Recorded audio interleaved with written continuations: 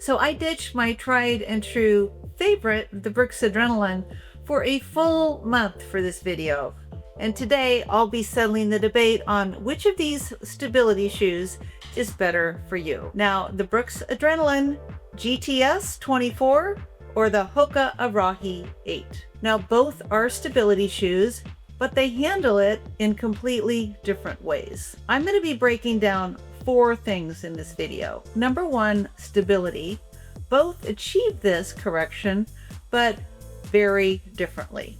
And we'll look at both of these. And number 2, the drop, which is critical for your lower back and your calves. Number 3, cushioning, and 1 clearly wins in that category. And 4, fit and style. And by the end of this video, you'll know exactly which box should arrive at your doorstep. Now, if you're dealing with nagging, foot pain, or unstable ankles or knees, or maybe you're just 100% confused about all the walking and running shoe jargon in the market, this video is for you. And make sure you stay to the end, as my final thoughts and my personal opinion may actually surprise you. I'm Mary Shoe with the Trusty Shoe Guides, and I've spent 40 years in the shoe business, and I've seen it again and again. The right shoes keep you active, confident, and saying yes to life, and the wrong ones do the opposite, quietly limiting how far and how often you move. That's why choosing the right shoe matters so much. Welcome back to my channel, and if you're new here, I help women over 50 find shoes that protect their joints and support their bodies to keep you walking strong. Okay, let's get started. Number 1, the drop. Now, the heel to toe drop is where I see about 90% of women over 50 get tripped up, and it matters more than most people realize. So let's break it down, because understanding this one detail can completely change how a shoe feels on your body. Now, in short, a higher drop equals more immediate comfort and support, and a lower drop means more muscle engagement and a higher demand on your body. But like all things in life, there are exceptions, and I'll get to that soon. Now, shoe designers have generally believed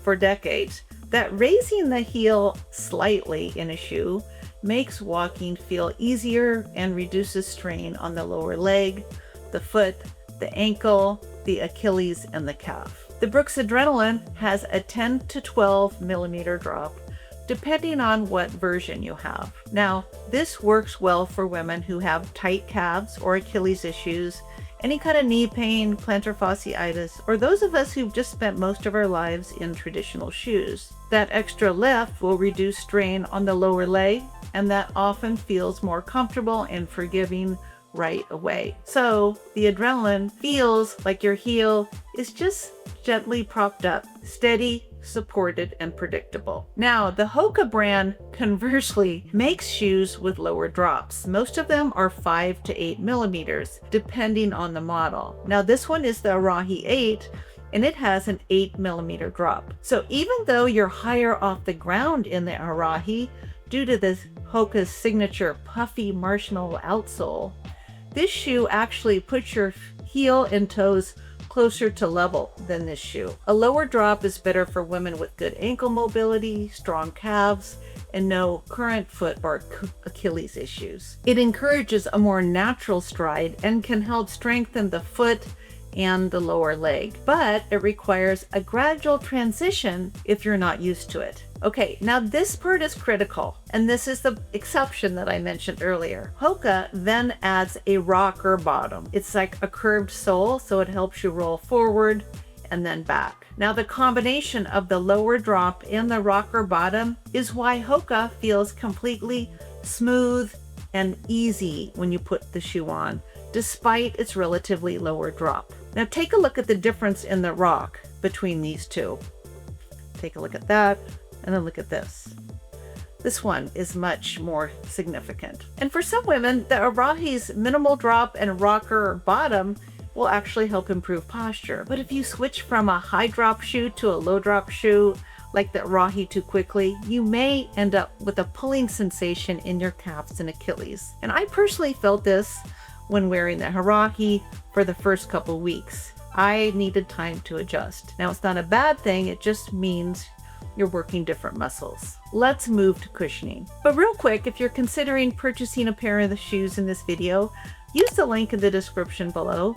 I will receive a small commission with no additional cost to you, which will enable me to continue to share my shoe knowledge with like-minded women like yourselves. So thank you for that. Okay, let's talk about cushioning and comfort. This is usually why people buy HOKA. You want that walking on marshmallow feeling. Now, the Arahi 8 is actually firm for a HOKA shoe. It's actually one of their firmest and least marshmallowy shoes, but it's still significantly softer than this shoe. Now, this massive stack of foam absorbs the shock of the pavement, so your joints don't have to. So if you're walking on concrete sidewalks or hard floors, the HOKA Arahi reduces that jarring impact that travels up your hips and your lower back. The Brooks Adrenaline uses DNA loft foam cushioning, and it's soft, but it's responsive. Now, responsive is one of those shoe industry words that means a lot, but it's often confusing to a lot of women. So responsive cushioning means that the shoe compresses when you step down and then springs back quickly,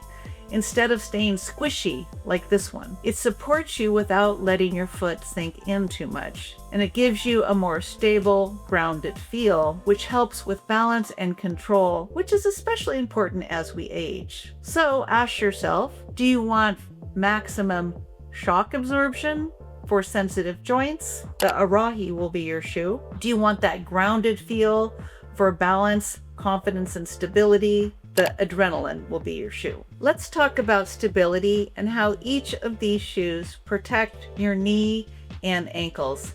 Because for women over 50, that's why we buy stability shoes, right?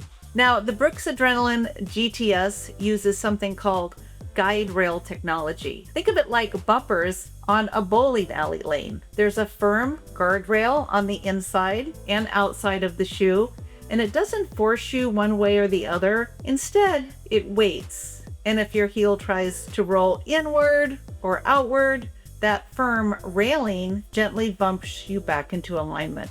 This is fantastic for knee health because it keeps the shin bone and the thigh bone tracking in a straight line. And if you have ankle or knee instability, the Adrenaline will just feel more secure. This shoe is for someone who says, I want my shoes to feel stable the moment my foot hits the ground. Now let's look at the HOKA Arahi 8. HOKA does things differently. They use something called an H-frame, and you can't see it, but it's a dense foam that wraps around the back of your foot and arch. Now in the Arahi, your foot actually sits inside the midsole, not on top of it. And I call this like a bucket seat effect. It's very stable because you sink into the shoe. That correction here feels much subtler than in this one. This one feels different than the Brooks Adrenaline. It's less of a correction and more of a gentle guidance. Given the amount of cushioning the Arahi has, I am actually shocked at how stable the shoe is. Now, with many marshmallow feeling shoes, you often sacrifice stability, but I just don't see that in this shoe. This is the shoe for someone who says, I want support, but I don't want to feel the shoe doing the work. So if you want to feel locked in and secure, go with the Brooks Adrenaline. If you want stability that feels invisible, go with the HOKA Arahi. Okay, let's talk about style, fit, and the widths. Now, we're going to address the elephant in the room, and that is the size of this shoe. I mean, this shoe is a beast. Just take a look at this, especially in comparison to this one. Now, HOKA has become trendy because it's quite fashionable with young women now. Now, it's physically larger than most walking or running shoes. I would go so far to call it giant. And if you have petite legs, the HOKA can look like a moon boot on you. Where I come from a generation where we used to worry about our feet looking big. I'm a size 9, so yes, that's always in the back of my mind. But I will be frank, HOKA shoes make your feet look big, but they're oversized by design. This one has a thick sole, a wide platform. There's no pretending otherwise. But here's the shift. You know, the younger generation has fully embraced this look, chunky, bold, unapologetic shoes are very normal now and even stylish. So what used to feel very big now reads as modern and intentional. So if you choose the HOKA Arahi, wear them with confidence. Now the Brooks Adrenaline is more like a classic running shoe. I mean, you could see the difference here, and look at the bottoms. This is just more streamlined and much less bulky, not as oversized as the HOKA Arahi. Now the HOKA Arahi used to run more narrow in the toe box, but with this version, the Arahi 8, I'm just not finding that to be. So to me, both of these toe boxes feel very similar now. So if you have bunions, you will be fine in either shoe. Now the Brooks Adrenaline is famous for its Goldilocks fit, which means it fits almost everyone. The Brooks offers the shoe in narrow, regular, wide, and extra wide. So if you have a hard to fit foot, Brooks is usually going to be the winner. Now the Arahi does come in wides, but they skip the narrow. So who wins the battle of your feet? Choose the Brooks Adrenaline GTS if you have tight calves or Achilles issues, or you're used to traditional walking and running shoes, or you want a shoe that's just not overly squishy, or your foot is narrow, or you prioritize stability over cushioning, or you just like a more classic streamlined silhouette. Choose the Arahi if your primary issue is joint pain from impact and you need maximum cushioning, or you prefer a lower drop for better posture, or you want that rocker motion that gently rolls you through your step, which can definitely also help if you have arthritis, and or if you don't mind the bulkier aesthetic. Now, for me personally, are you ready for this one? Surprise, surprise, I have absolutely embraced the HOKA Arahi. I wasn't prepared to like it this much. Oh my God, these feel amazing. Where have you been all my life, Arahi? I just thought it would be too much cushion for me, but I will be wearing this for everyday errands, casual coffee dates, or while I'm walking on a lot of flat surfaces. The softer cushioned feel is incredibly comfortable and easy on the foot. It was really a real treat for me to wear these. But the Brooks Adrenaline is still going to be my #1 for walking.